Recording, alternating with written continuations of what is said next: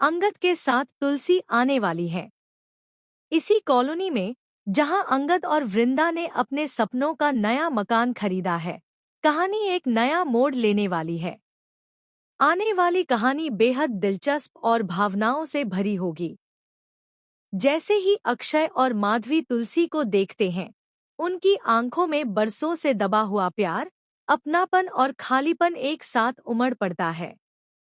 दोनों को यकीन ही नहीं होता कि जिनकी तस्वीरें उन्होंने सिर्फ यादों में संजोकर रखी थी, वहीं उनकी दादी तुलसी उनके सामने खड़ी हैं। उसी पल वृंदा के मन में चल रहा हर शक खत्म हो जाता है और वह पूरी तरह कंफर्म हो जाती है कि यह कोई और नहीं बल्कि उनकी अपनी दादी तुलसी ही है। यह सच सामने आते ही वृंदा का दिल बेचैन हो उठता है। वह ठान लेती है कि अब चाहे जो भी हो जाए, वह तुलसी को ढूंढकर अपने साथ ही रखेगी। तुलसी अब किस हालत में है, कहाँ रह रही हैं और किसके सहारे जी रही हैं, यह सब सोचकर वृंदा का मन घबराने लगता है। वह खुद को दोष देने लगती है कि कैसे इतने सालों तक उन्होंने दादी को अकेला छोड़ दिया। इसी उथल-पुथल के बीच वह अंगद से वादा करती है कि इस बार वह तुलसी को कहीं नहीं जाने देगी। जब तुलसी वृंदा और अंगद को एक साथ देखती है, तो उसके चेहरे पर एक अजीब सी चमक आ जाती है। आंखों में खुशी के आंसू भर आते हैं, मानो बरसों बाद उसका टूटा हुआ परिवार फिर से जुड़ रहा हो। वह दोनों को कसकर गले लगा लेती है, जैसे उन्हें छोड़ने का मन ही न हो।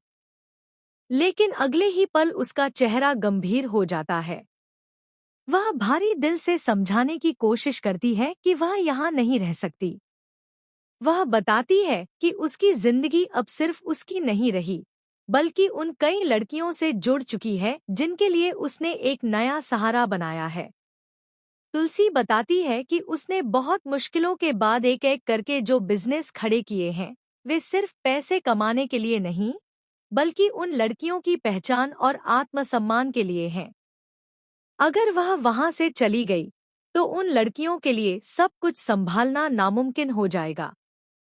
उसकी गैरमौजूदगी में वे बिजनेस बिखर सकते हैं और कई जिंदगियां फिर से अंधेरे में चली जाएंगी। तुलसी यही सब समझाने की कोशिश करती है, लेकिन वृंदा का दिल यह बात मानने को तैयार नहीं होता। वृंदा जिद पर अड़ जाती है। वह तुलसी से कहती है कि अब बहुत हो चुका है और अब उन्हें यहीं उनके साथ रहना होगा। वह भावुक होकर कहती है कि आपके बिना अक्षय और माधवी पूरी तरह अधूरे हैं। वे हर दिन आपकी बातें करते हैं, आपकी यादों में जीते हैं और आपको वापस पाने की उम्मीद लगाए बैठे हैं। वृंदा यह भी कहती है कि अब वह किसी भी कीमत पर अपने परिवार को टूटने नहीं देगी। अंगद भी वृंदा का साथ देता है और तुलसी से कहता है कि परिवार और जिम्मेदारियों के बीच कोई न कोई रास्ता जरूर निकलेगा। इसी बीच कहानी में एक खतरनाक मोड़ आता है। दूसरी तरफ, जैसे ही नोना की नजर तुलसी पर पड़ती है, उसके पैरों तले जमीन खिसक जाती है। उसकी आंखों में डर, गुस्सा और जलन एक साथ उभर आते हैं। नोना को यकीन नहीं होता कि तुलसी अब भी जिंदा है और इस तरह वापस लौट आई है। उसे अपने सारे प्लान बिखरते हुए नजर आने लगते हैं। तभी उसके दिमाग में पुरानी बातें ताजा हो जाती हैं। वे साजिशें जिन्हें उसने सालों पहले दफन कर दिया था। नोना के मन में डर बैठ जाता है कि अगर तुलसी ने मुंह खोल दिया, तो उसका बनाया हुआ नकाब सबके सामने उतर जाएगा।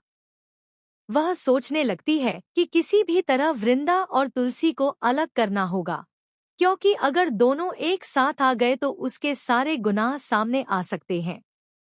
नोना अपने अंदर ही अंदर एक नई साजिश रचने लगती है। वह ठान लेती है कि इस बार वह कोई ऐसी चाल चलेगी, जिससे तुलसी को फिर से इस परिवार से दूर कर दिया जाए। इधर तुलसी भी अनजान नहीं है। उसे महसूस होने लगता है कि उसकी वापसी से कुछ लोग खुश नहीं हैं। उसके मन में भी पुराने जख्म हरे होने लगते हैं। उसे याद आता है कि किस तरह अतीत में उसे अपनों से अलग कर दिया गया था। वह चुप रहकर सब कुछ देख रही है, समझ रही है और खुद को मजबूत बना रही है।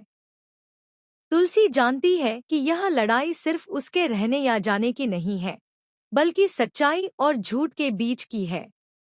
आने वाले एपिसोड्स में कहानी और भी ज्यादा रोमांचक होने वाली है, जहां एक तरफ वृंदा और अंगद तुलसी को अपने साथ रखने के लिए हर मुमकिन कोशिश करेंगे, वहीं दूसरी तरफ नोना अपनी खतरनाक साजिशों से माहौल को जहरीला करने वाली है। सवाल यह होगा कि क्या तुलसी अपने परिवार और अपनी जिम्मेदारियों के बीच सही फैसला ले पाएगी, या फिर एक बार फिर कोई उसे अपनों से दूर करने में कामयाब हो जाएगा। कहानी अब उस मोड़ पर है जहां हर रिश्ता, हर सच और हर झूठ एक बड़ी टक्कर लेने वाला है।